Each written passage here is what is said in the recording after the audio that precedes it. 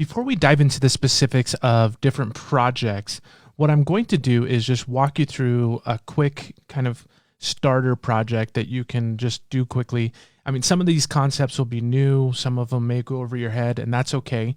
This is just to get your feet wet. Let's go ahead and just test it out a little bit so we can see what Articulate Storyline can really build.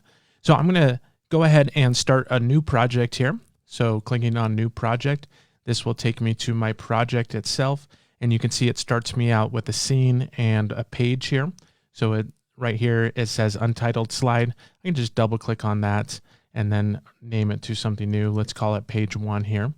And also the scene title will show up here as well. You can double click on that and we'll call that module 1. All right, I'm going to double click into that page, and this is going to take me to my first page. And let's go ahead and insert some images as well as some text here and just do a quick layout. And then we'll talk about the different images and we'll talk about the different text as the course goes on here. So clicking on the Insert tab up on the top here, if you have Storyline 360, you'll have access to this content library. If you don't, go ahead and download my sample files for this project, and you can just use whatever image you want here. But we're going to build a sample course about cooking, or Cooking 101, and it's really not going to have, specific content in there. It's really just to have some sample content that we can work with throughout the course. So I'm going to click on Photos right here, and this allows me to search for the different photos, stock photos available through Storyline 360, Articulate 360 here. And so let's just go ahead and say cooking and hit enter. Now it's going to bring up all the different images available, and there's different types of images. There's kind of the longer images, there's the wider images as well. And it really doesn't matter which one, because I could crop these images in whatever way that I want. I'm just going to do a half and half, so some image on the left and then some text on the right. So let's select this image, the second one, and then go ahead and click on Insert. Now it's going to download the image and it's going to place it inside of my course. Now it switches me over automatically to this Format tab, and I have this section right here that you're going to use a lot, which is Arrange and Align.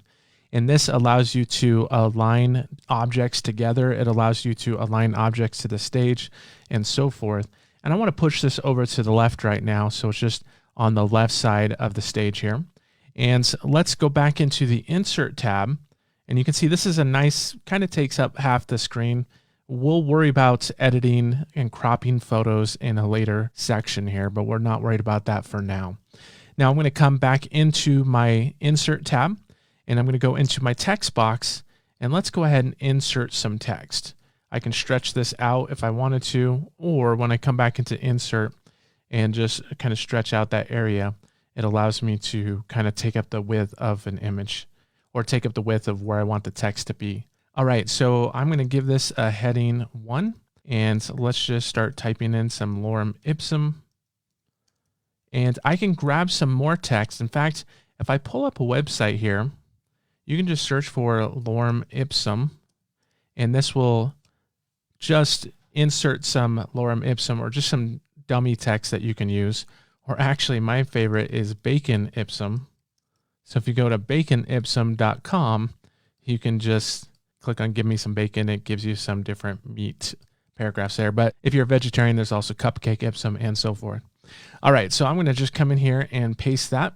All right, now I'm going to change this to be bold.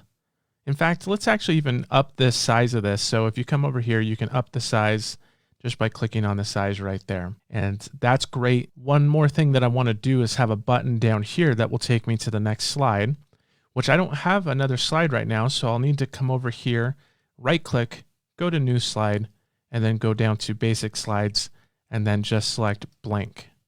Let's call this next one Page 2. And let's just insert some text for this for now. We'll call this one Page 2. All right, so now coming back into here, let's insert a button. So in the Insert tab, let's click on Button, and let's expand this button out and just say Next Page. When you're adding interactivity, what you can do is you can add triggers, and these are events or actions that will happen when the user interacts with this button. And we'll learn all about triggers. We'll dive deep into triggers. We'll talk about conditionals and variables and all sorts of stuff. But for now, let's go ahead and just click on that button and come over to the trigger section and click on trigger. And we're going to select the trigger of jump to slide, and then we can select which slide we want, or if it's just the next slide, I can select next slide, and no matter how I rearrange the pages, it will just automatically jump to the next slide. Now, if I click OK, that trigger is there. Let's go ahead and preview this entire project and see what this looks like so far. All right, so this gives me my course, and I see a lot of information here. I see my menu with my module 1, my page 1, and my page 2. I see my untitled course because I haven't saved my project. We'll learn about that in the next video, and that will allow me to give the title.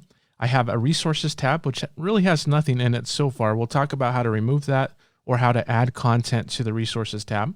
We have a volume button down here. We have an accessibility button down here as well, which we'll talk about how to add or remove those as well. And then we have a back button and we have a next button. Now the back button is grayed out because we're on the first page, and the next button is enabled so I can go to the next button. However, I also on my page here have this next page button that if I click on that, it will also go to the next page as well. So there's a lot of different things that I can do here. You can adjust a lot of the settings in the player. You can adjust what the player looks like. So there's a lot that we're going to dive into, but this was just a quick way to just basically get your feet wet with Storyline. And now we'll take it step by step by first of all, learning how to save a project.